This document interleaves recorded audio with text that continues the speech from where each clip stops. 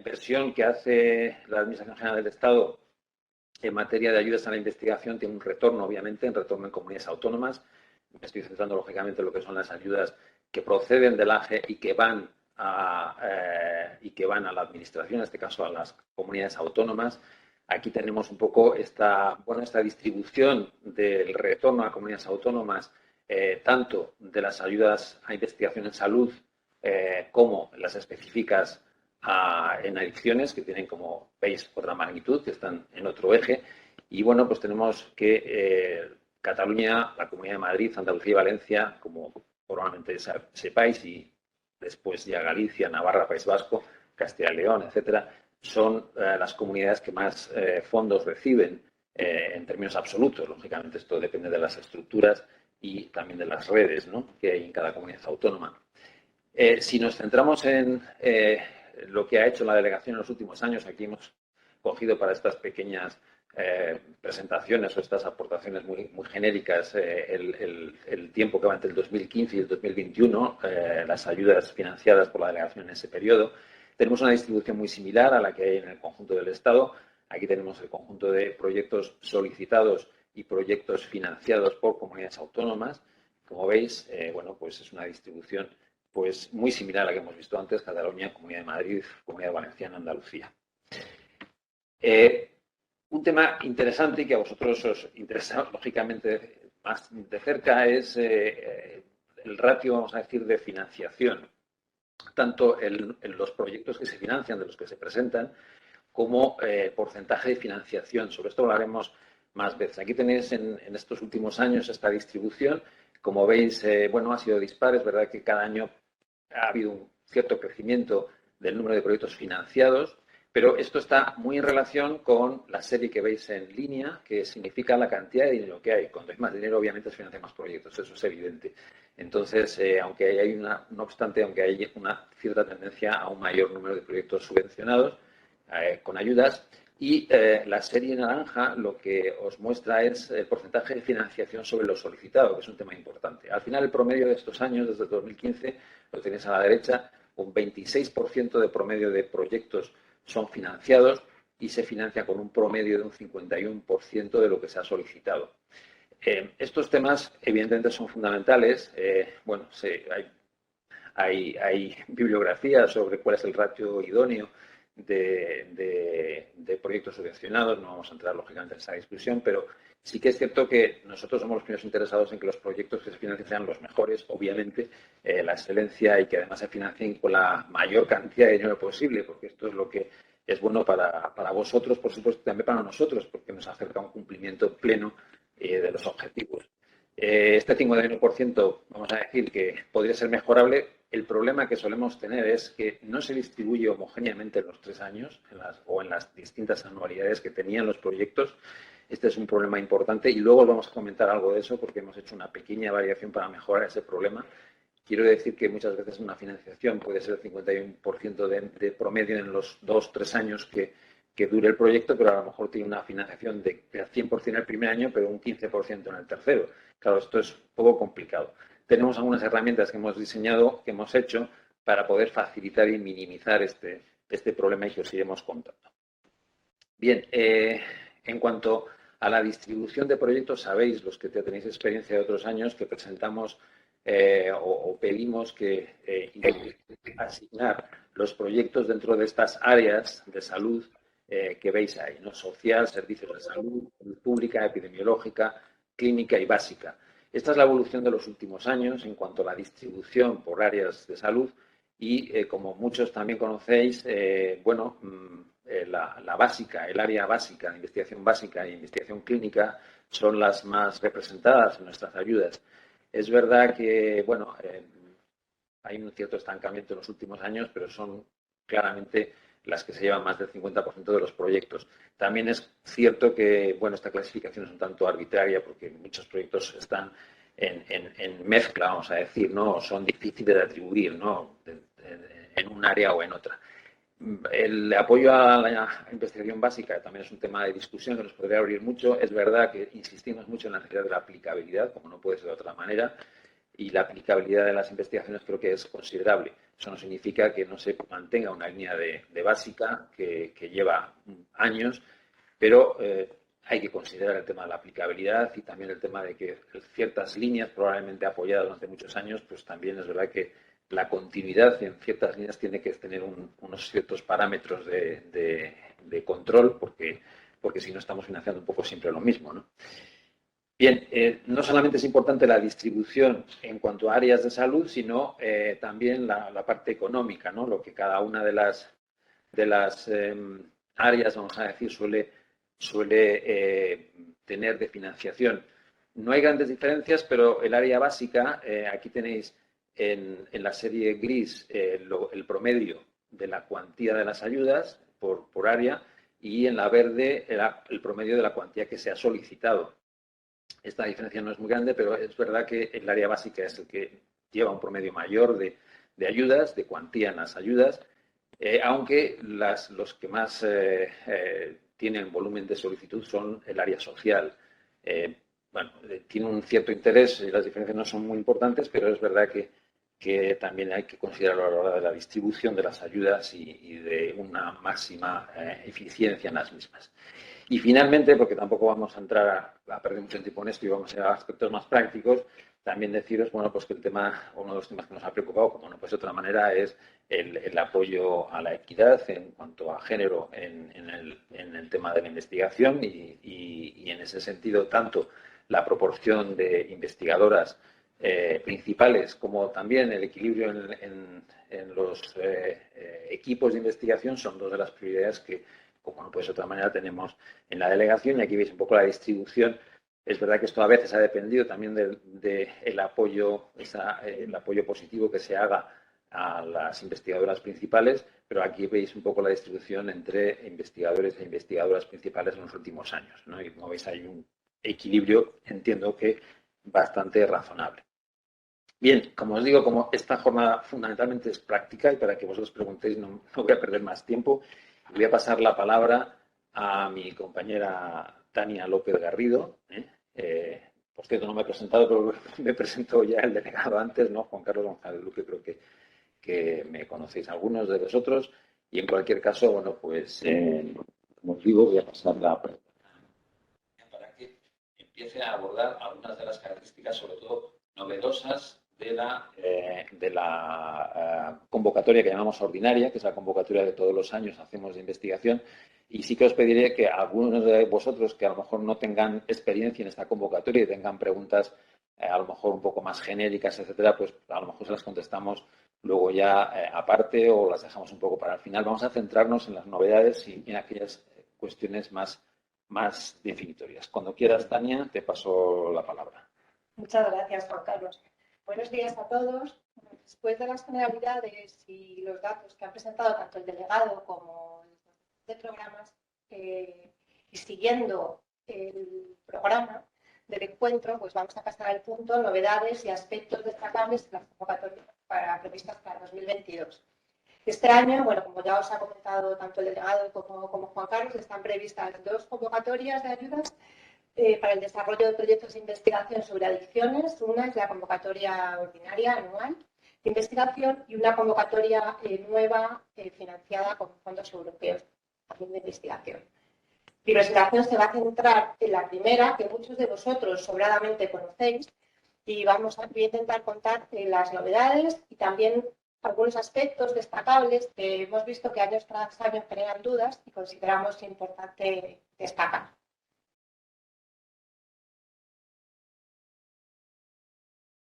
Disculpa, Tania, simplemente nos están avisando que se escucha un poco mal. Quizá deberías acercarte un poquito al micrófono o intercambiar el sitio con Juan Carlos. Gracias. Vale.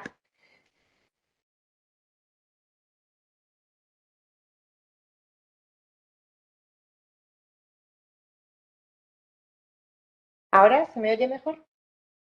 Sí, adelante. Bueno, pues como deciros, la convocatoria ordinaria de investigación es una convocatoria en régimen de concurrencia competitiva, siendo los beneficiarios tanto centros públicos de I+D como centros privados sin ánimo de lucro. Las áreas de los proyectos, ya las ha comentado Juan Carlos, serían básica, clínica, epidemiológica, servicios de salud social y salud pública. Estas áreas hay que incluirlas en la solicitud, así como las líneas prioritarias que ha comentado el delegado.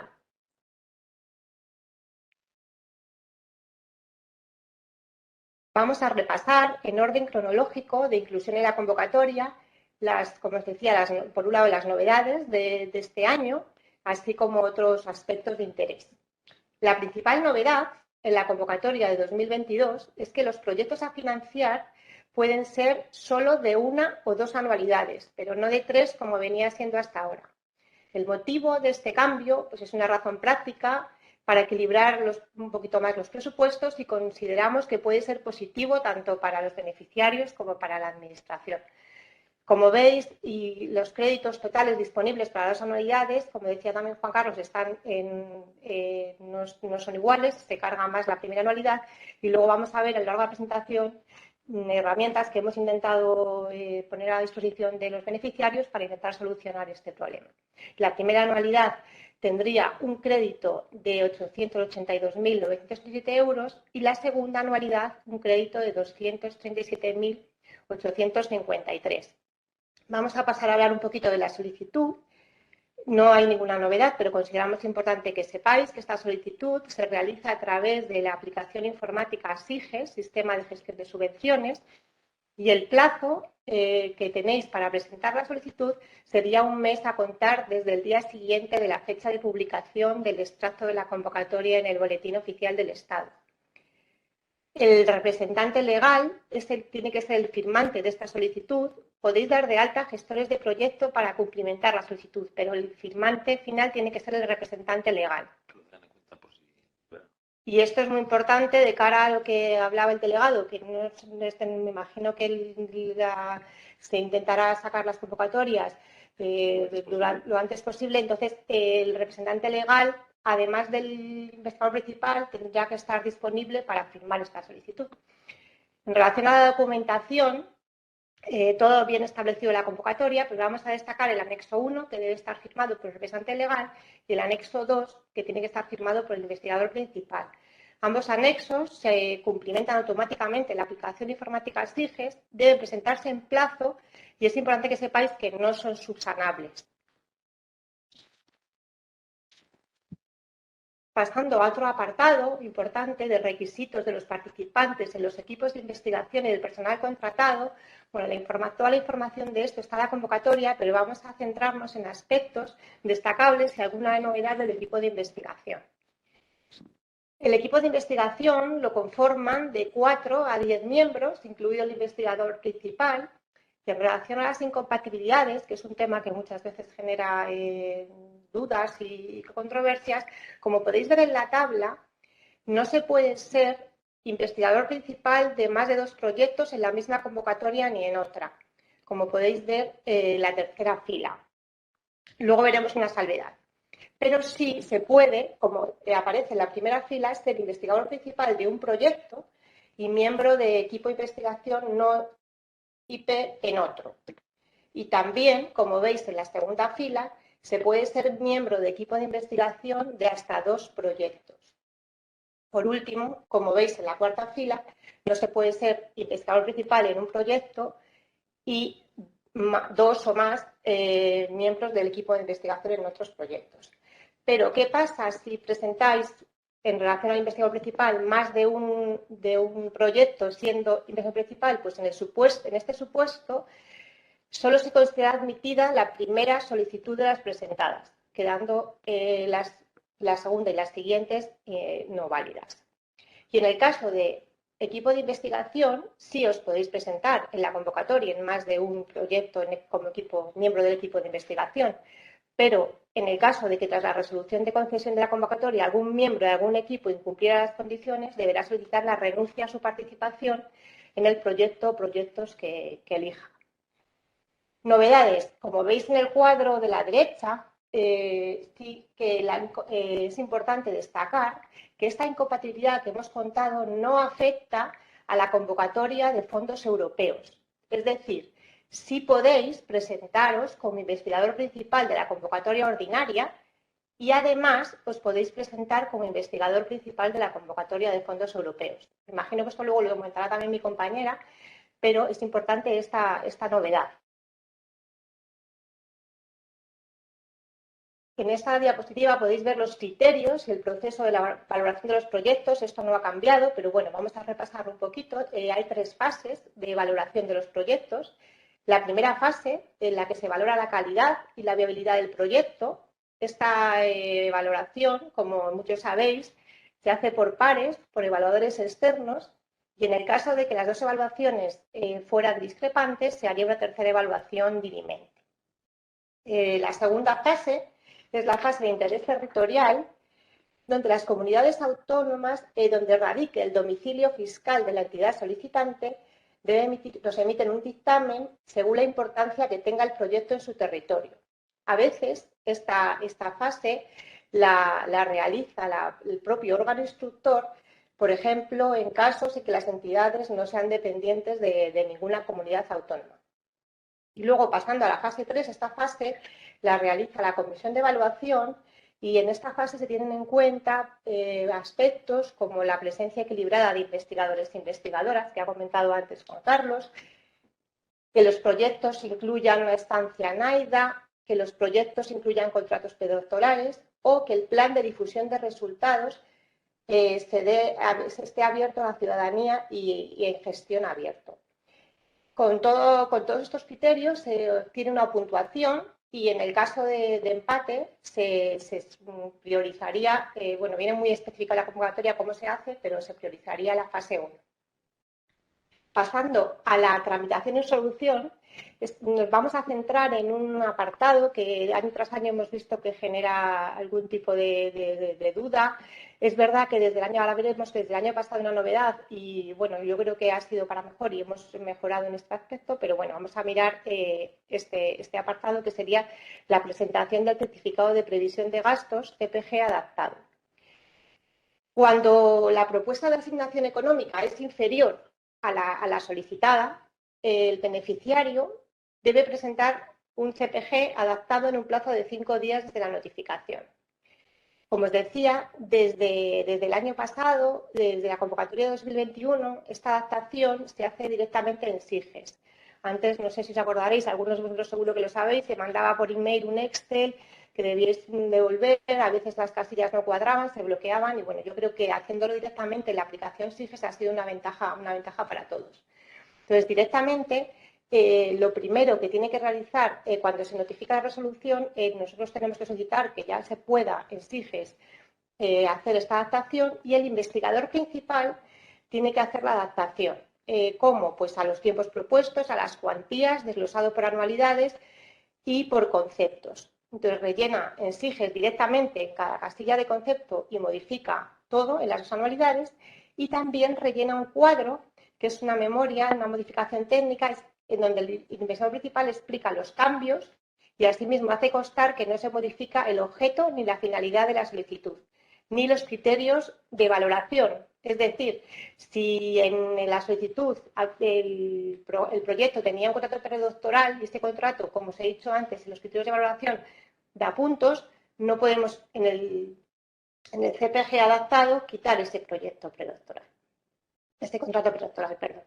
El siguiente paso después de la adaptación sería que el representante legal firme y presente esta adaptación. Entonces, esto también es muy importante de cara a que salga la convocatoria, porque es verdad que el representante legal tiene que estar disponible tanto para presentar la solicitud como para hacer este paso de adaptación del CPG.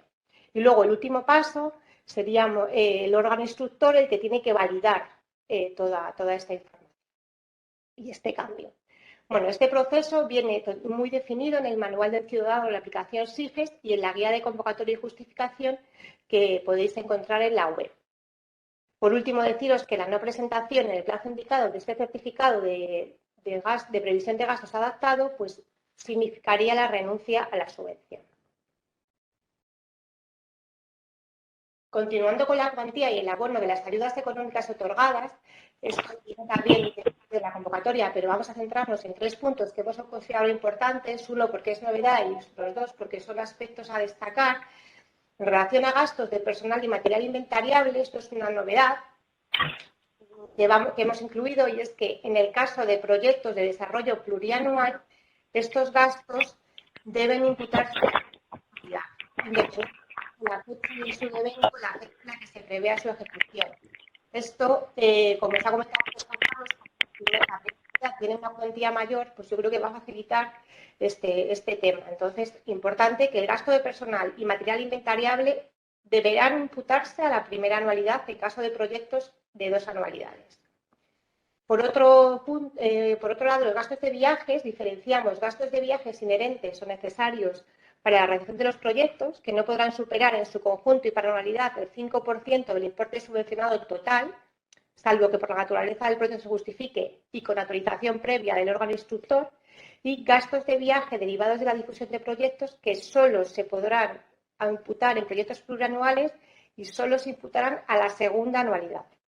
Y por último, gastos generales o costes indirectos, que tienen que ser hasta un 15% de los costes directos de cada anualidad. Y esto es importante, la adaptación del CPG, ahora desde que se hacen SIGES no genera tanto problema, antes con el Excel era más complicado, pero es sobre el CPG adaptado. Cuando hacéis el CPG, este 15% tiene que ser sobre la cuantía de los conceptos adaptados, ¿vale?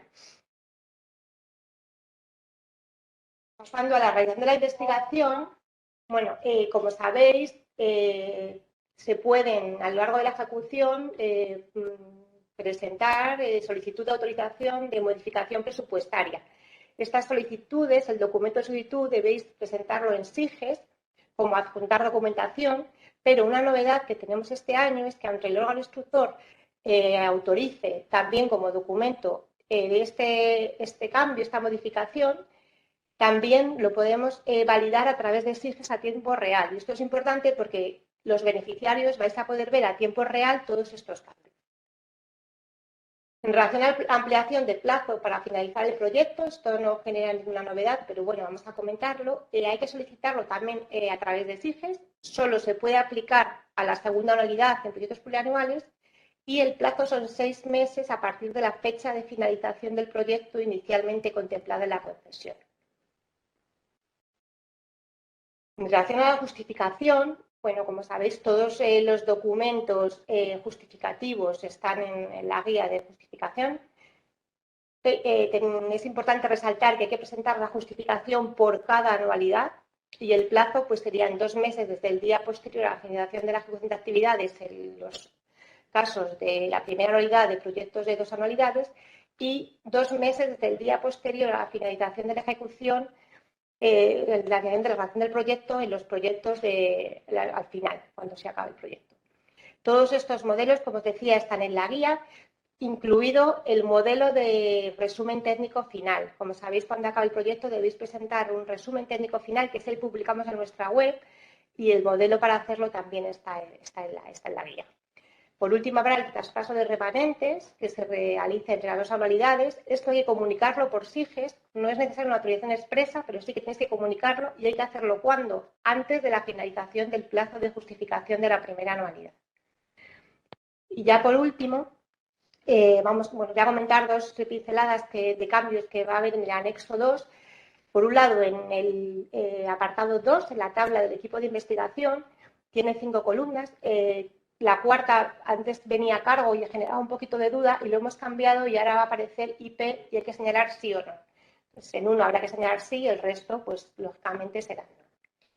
Y luego en el apartado 14 de presupuesto hemos ajustado también la tabla de presupuestos a las 2 anualidades, que como bueno, hemos ido diciendo es la novedad más importante que tiene esta convocatoria anual, que en vez de 3 anualidades solo es posible 1 o 2 anualidades. Por mi parte ya está. Muchísimas gracias. Le paso la palabra a mi compañera Marina, que os va a contar la nueva convocatoria financiada con fondos europeos. Muchas gracias. Gracias, Tania. Vamos a ver. ¿Se me oye bien? ¿Me dejas el teclado, por favor? Gracias. Vale, bueno, pues buenos días, yo soy Marina y bueno, como bien ha dicho Tania, a mí me toca contaros las características y las principales novedades de la nueva convocatoria de proyectos de investigación financiados con fondos europeos que pretendemos sacar muy pronto. Para facilitar la exposición y hacerla relativamente sencilla y no reiterar muchas de las cosas que ya acaba de contar Tania, puesto que al fin y al cabo son, bueno, por parte de una serie de características comunes, nos vamos a centrar principalmente en lo que es la presentación de las solicitudes. Como sé que esta convocatoria incorpora grandes novedades, no os preocupéis, publicaremos en un breve periodo de tiempo una guía en la página web de la Delegación del Gobierno, así como recordaros que estaremos siempre disponibles en el correo electrónico que aparecerá al final de la presentación. Pues vamos allá, si os parece bien. ¿Aquí abajo? Sí, vale. No puedo comenzar esta presentación sin hacer una breve referencia al origen y al contexto en el que surge la convocatoria, ¿no? Que no es otro que la gran crisis que supuso a principios del año 2020 la pandemia de la COVID-19. Para dar respuesta a esta problemática, tanto en el ámbito económico como lamentablemente en el ámbito sanitario, la Unión Europea inyectó unas cantidades majestuosas y gigantes de dinero que en España se articularon a través del Plan de Recuperación, Transformación y Resiliencia.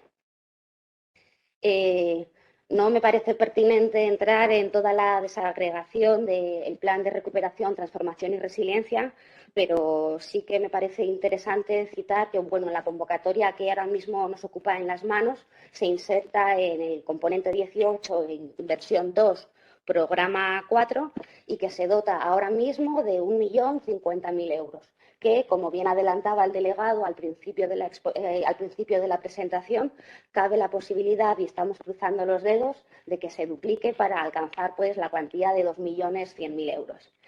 La propia naturaleza europea de esta convocatoria tan especial, puesto que lamentablemente no tiene vocación de continuidad en comparación con la que bien acaba de detallar mi compañera Tania, exige tener en cuenta una serie de características que impone la Unión Europea y que son inherentes a este Plan de Recuperación, Transformación y Resiliencia, y que son las que podéis ver en la pantalla. Entre ellas, sin alguna duda, la primera y posiblemente más importante, el principio de NSHS, que en español se traduce en no causar perjuicio significativo, en este caso al medio ambiente, de forma que se valorará especialmente muy bien durante la evaluación de los proyectos aquellos que tengan en cuenta este tipo de principios. El control de las instituciones europeas o la Fiscalía Europea, entre otros, que se suman, por supuesto, a los controles y auditorías a nivel económico y financiero que ya se realizan en la convocatoria ordinaria por las instituciones nacionales, así como la publicidad sobre el origen de los fondos.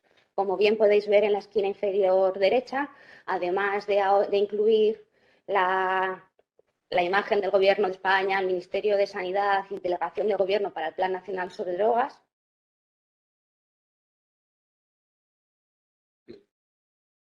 Sobre drogas también habrá que hacer una clara referencia al origen de la ayuda mediante la inclusión del emblema de la Unión Europea y una declaración de la financiación adecuada que indique que está financiado, en este caso, por la Unión Europea, fondos Next Generation.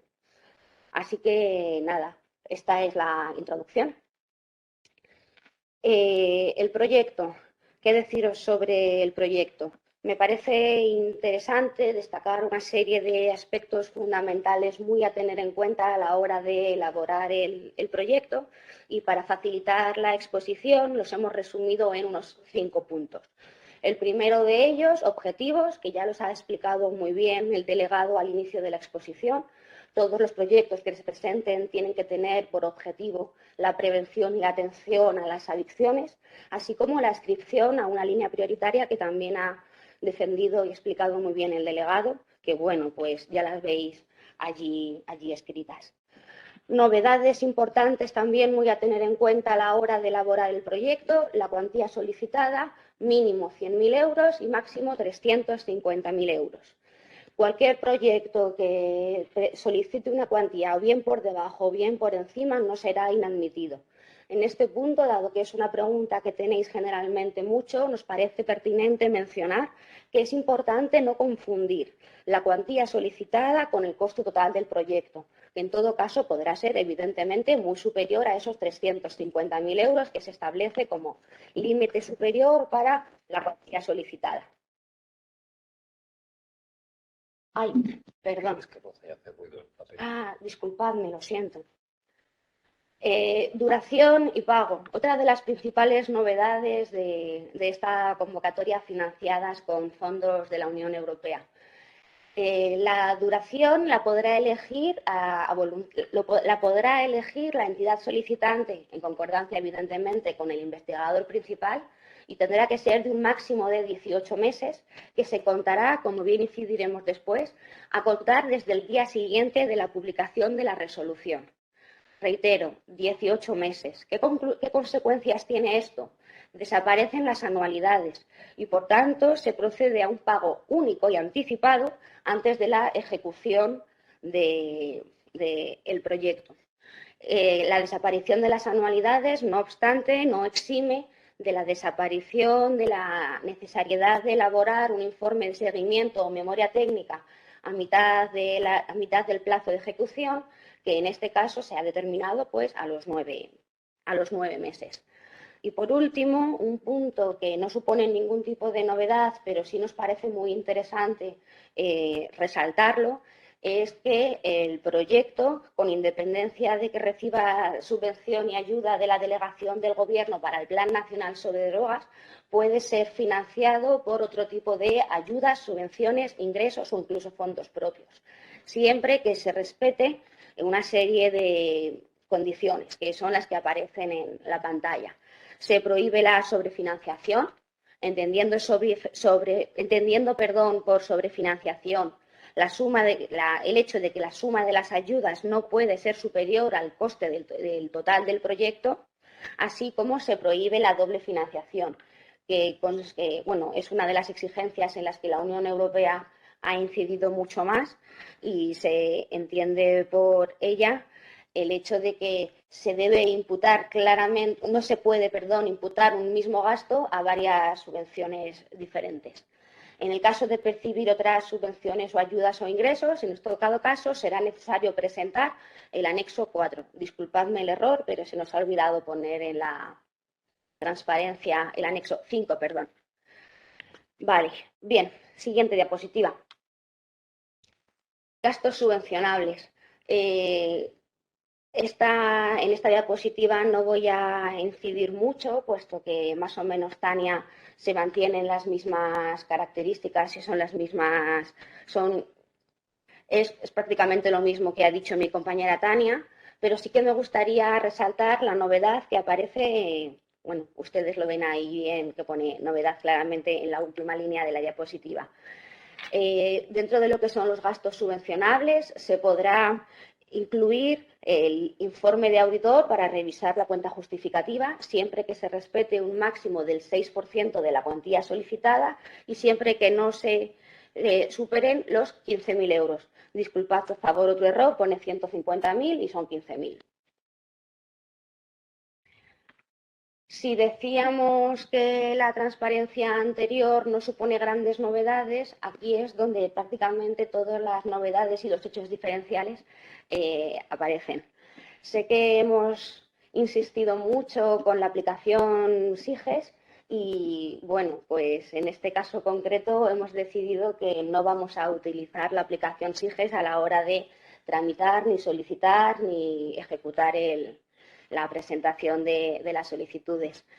Sé que puede ser un tema que os genere algún tipo de confusión, pero de verdad no os preocupéis porque hemos encontrado un medio alternativo que creemos que es bastante sencillo, aunque bueno, entendemos el miedo al desconocimiento.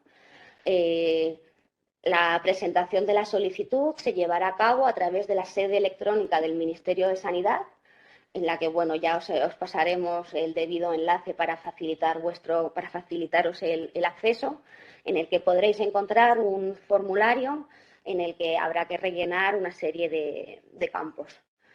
Además de esta principal novedad de la sede electrónica, igualmente novedoso también es la reducción del plazo de presentación. Frente a la convocatoria ordinaria, donde el plazo de presentación era 15 días hábiles desde la publicación del extracto de la convocatoria en el BOE, ahora mismo son 15 días hábiles. Pero son 15 días. En la ordinaria son un mes. Claro, antes era un mes y ahora son 15 días. Disculpadme, lo he dicho mal. Bueno, Tranquilo. quería resaltar la diferencia, que se reduce el plazo de presentación de solicitudes. Y bueno, más o menos la presentación de solicitudes funciona más o menos parecida. Se tendrán que descargar todos los anexos que luego os explicaré en la página web de la Delegación del Gobierno del Plan Nacional sobre Drogas. Y luego también os voy a contar una serie de restricciones técnicas que sí que suponen muchos tipos de novedades. Igualmente novedoso es el hecho de que el propio formulario implica de por sí una serie de... facilita la presentación de la solicitud al incluir en sí misma. Perdón. La pulsera. La pulsera. Pues está haciendo ruido. La pulsera. Disculpadme, me he perdido. Me falta una hoja aquí. Decía que el formulario que ustedes encontrarán en la sede electrónica facilita la presentación de la solicitud, dado que congrega una serie de anexos que antiguamente había que presentar y adjuntar, mientras que aquí simplemente todo se reduce al tener que hacer simplemente un autorizo, marcar un check o autorizo o no autorizo, así como incluye también una serie de declaraciones responsables con las que supongo que ya estaréis perfectamente habituados, como suele ser una serie de tal. Igualmente novedoso, que no puedo evitar no mencionarlo, es la autorización para el tratamiento de datos. En el formulario aparece el que es el representante legal quien tiene que autorizar el tratamiento de los datos personales, lo que no obsta para que cada investigador que forme parte del equipo de investigación tenga que también rellenar un anexo propio y remitírselo al representante legal para su custodia por si fuera requerido durante el plazo de tramitación o posteriormente durante el plazo de ejecución o justificación por la Delegación del Gobierno para el Plan Nacional sobre Drogas. Hablaba antes de la existencia de una serie de restricciones técnicas que son muy importantes a la hora de cumplimentar debidamente esta solicitud o este formulario. Se debe rellenar en el plazo máximo de 30 minutos y ¿cuál es el problema en este punto? Es que no se puede guardar. Entonces, por ello, os recomendamos encarecidamente de que cuando se abra la convocatoria tengáis preparados previamente los anexos debidamente cumplimentados y luego ya os reunáis en este caso con el representante legal, porque aquí sí que no admitimos gestores, tiene que ser el propio representante legal quien cumplimente y posteriormente firme a través de la propia sede electrónica la solicitud. Igualmente importantes son las restricciones de que solo se permiten 15 archivos, por lo que se recomienda usar, como bien aparece en la pantalla, archivos comprimidos con formato zip, zar o entre otros, así como un peso máximo del archivo de 20 megabytes por fichero. Igualmente, otros formatos admitidos son el formato de Word, el formato de Excel y el formato de PDF.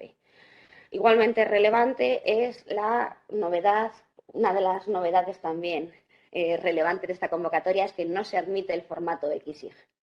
Los archivos que tengan que ir firmados irán firmados en formato PDF. ¿Qué se debe adjuntar a la solicitud? Como podéis ver en la pantalla, en la solicitud se tendrá que, ya lo mencionaba antes, se tendrá que descargar una serie de anexos en la página web de la Delegación del Gobierno para el Plan Nacional sobre Drogas y adjuntar también una serie de documentos que ya estáis tremendamente familiarizados con ellos. Uno de ellos, el currículum vitae de cada miembro del equipo de investigador, incluyendo, por supuesto, el investigador principal, el informe de la comisión de investigación del centro solicitante, en el que se manifestará la viabilidad del proyecto de investigación, el informe favorable del Comité de Ética de la Investigación en el caso de que proceda o, en todo caso, el justificante de haber sido solicitado, así como la acreditación de la representación legal.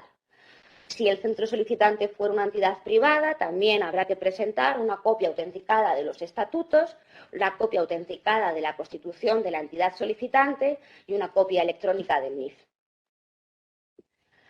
En lo que se refiere a los anexos que también hay que adjuntar a la solicitud, recordemos, por favor, no se admite formato XY y en un número no superior a 15. El anexo 2, el proyecto, firmado por el investigador principal y en formato PDF. El anexo 3, relación de datos de la entidad, proyecto y equipos de investigación, que es un formulario en el que se solicita rellenar una serie de campos ya hartos conocidos por todos vosotros, como los diferentes códigos, centro de adscripción, bueno, que habrá que presentar dos versiones. La primera de ellas en Excel y la segunda en formato PDF y firmada, por favor, por el representante legal de la entidad. El anexo quinto, la relación de otros ingresos o ayudas que contribuyan a financiar el proyecto, como decíamos antes, solo en el caso de que se haya solicitado o se vaya a recibir otro tipo de ayuda o subvención que complemente el 100% de la ejecución del proyecto, así como el anexo 6 de contratación, que solo se presentará en el caso de poderes adjudicadores que contraten el objeto de la ayuda. Como posiblemente lo vayáis a preguntar, que sepáis que poderes adjudicadores son las universidades públicas. Y por último, ya para terminar esta breve exposición, hacer una última referencia a lo que es la instrucción del procedimiento y los ligeros cambios que se han introducido en esta convocatoria. En comparación con la convocatoria ordinaria, se publicará una primera propuesta de resolución provisional contra la que se podrá presentar alegaciones en el hipotético caso de que alguna de las entidades solicitantes no estén de acuerdo con las puntuaciones o con la evaluación realizada, así como una segunda publicación de una propuesta definitiva, tras la cual ya sí que se produce la aceptación de la subvención. Íntimamente relacionada con esta novedad, aparece también una de las novedades que más controversia os va a generar, y es que en este caso no se contempla la reformulación. ¿Qué quiero decir con esto? No hay que hacer certificado de previsión de gastos adaptado. Como aparece muy bien escrito en la diapositiva o en la transparencia, si la cuantía propuesta es inferior a la solicitada, la cuantía concedida deberá distribuirse de acuerdo con los conceptos presupuestados en la solicitud, no permitiéndose en ningún caso la creación, eliminación o incremento en las cuantías de los conceptos de gasto presentados en la solicitud, salvo en los casos de modificación de condiciones de ejecución que aparece al final de la diapositiva y que luego os contaré. Otra de las novedades es que se ha aumentado el umbral por el que se debe constituir una garantía, que está solo previsto para entidades privadas y esta será de una cuantía de 1% si se reciben una subvención de más de 150.000 euros. Y nada, reiterar que el plazo de ejecución del proyecto será de 18 meses, desapareciendo las anualidades, a contar, por favor, desde el día siguiente a la publicación de la resolución. Desaparece así el imperativo que exigía que el plazo de ejecución comenzaba al mes siguiente de la publicación de la resolución. Será obligatorio ejecutar el 100% del proyecto presentado, en cuyo caso, si no se ejecuta el 100% del proyecto ejecutado, se podría habría que proceder a devoluciones voluntarias y solo se podrán modificar las condiciones de ejecución en los siguientes supuestos.